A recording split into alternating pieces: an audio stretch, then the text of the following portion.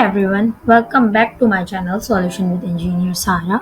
आज का हम जो लेक्चर स्टार्ट करने वाले हैं वो है wordpress.org और wordpress.com के प्रीवियस लेक्चर में मैं आपको बता चुकी हूँ कि मैं ये बहुत बेसिक लेवल पर बना रही हूँ वीडियो उन स्टूडेंट्स के लिए जिनको डिफ़िकल्टी होती है लेक्चर को अंडरस्टैंड करने के लिए और टॉपिक को अंडरस्टैंड करने के लिए। सो इसीलिए मैंने अपनी स्लाइड को रोमन उर्दू में ही क्रिएट किया है।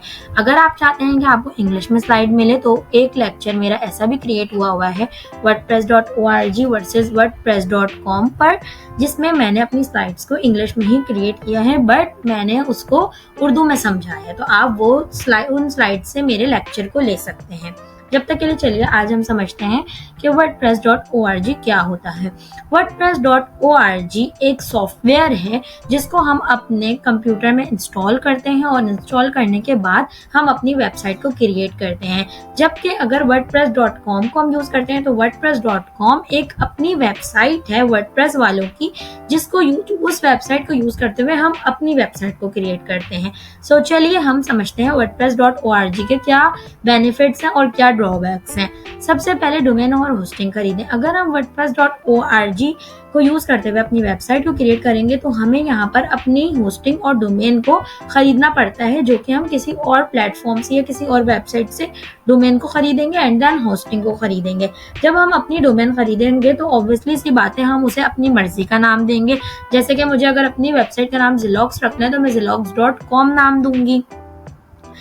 इसलिए हमें wordpress.org को यूज करने के लिए अपनी डोमेन और होस्टिंग खुद से बाय करनी पड़ती है। Full control. अगर आप wordpress.org को यूज करते हुए अपनी वेबसाइट को क्रिएट करते हैं तो आप अपनी वेबसाइट को अपने हिसाब से कस्टमाइज कर सकते हैं अनलिमिटेड थीम्स और प्लगइन्स को यूज करते हुए। बस इसमें सिर्फ एक ड्रॉबैक क्या है कि आपको अगर एडवांस लेवल पर थीम्स और प्लगइन यूज करने हैं तो थोड़ी आपको टेक्निकल नॉलेज की जरूरत होती है। अदरवाइज आप हर तरह से अपनी वेबसाइट पर आपका फुल कंट्रोल होता है। आप जिस भी तरह चाहें उसको कस्टमाइज कर सकते हैं, चाहे वो ड्रैग एंड ड्रॉप करके कस्टमाइज करें या चाहे वो बिल्ट इन वेबसाइट्स को आप कस्टमाइज करें। हर तरह से आपका फुल कंट्रोल होता है आपकी वेबसाइट पे। जबकि wordpress.com में हमें ये ऑप्शन प्रोवाइड नहीं होता। वहाँ पर बहुत लिमिटेड प्लगइन्स और थीम्स होते हैं जिनको यूज करते हुए हम कस्टमाइज कर सकते हैं। No ads. आपकी वेबसाइट पर कोई अनवांटेड एड्स नहीं दिखाए जाते जब तक आप खुद से एड्स रन नहीं करते। अगर आप wordpress.org को यूज करते हुए अपनी वेबसाइट को क्रिएट करते हैं तो आप उन पर अपनी ही एड्स रन करोगे, जो एड आप चाहते हो कि आपकी वेबसाइट पर रन हो। बस सिर्फ ड्रॉबैक क्या है कि उन एड्स को आपको खुद से ऑब्वियसली इसकी बात है सेटअप करना पड़ेगा अपनी वेबसाइट पर।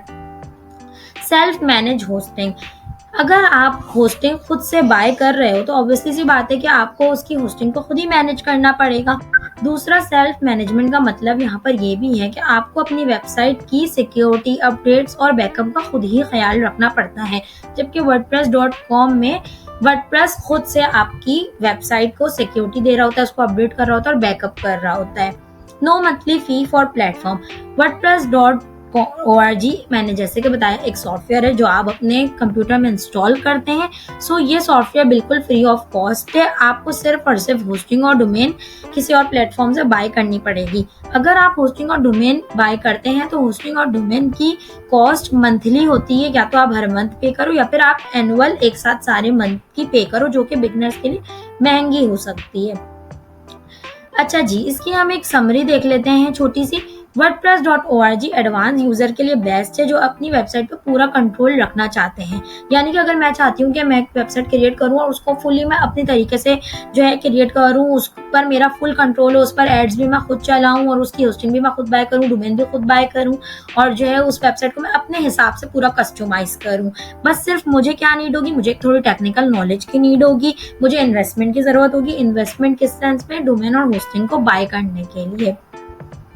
बट अगर आप चाहते हैं कि जो है ना अगर आप चाहते हैं कि आप wordpress.com को यूज करें तो वो बिगनर्स के लिए बहुत इजी है, क्योंकि उसमें सिर्फ वो एक तो फ्री है, फ्री होने के बाद आपको ज्यादा कस्टमाइजेशन की नीड नहीं होती।